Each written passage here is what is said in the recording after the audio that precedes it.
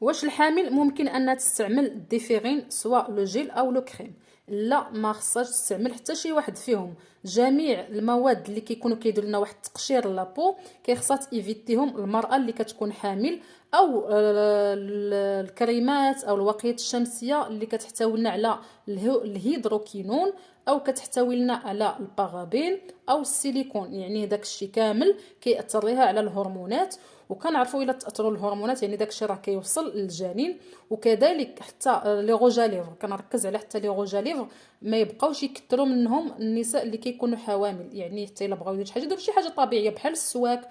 المهم لي روجاليفر اللي كيكونوا حتى هما، حيت علاش؟ حيت واخا كيديروا على الشفاه يعني راه كيدوزوا ضروري غادي تاكلي شي حاجه غدوز لك للداخل وغدوز لك للجنين ديالك. لذلك من الافضل انك تجنبي هادو اي برودوي كتلقاي فيه الهيدروكينون او هادوك المنتوجات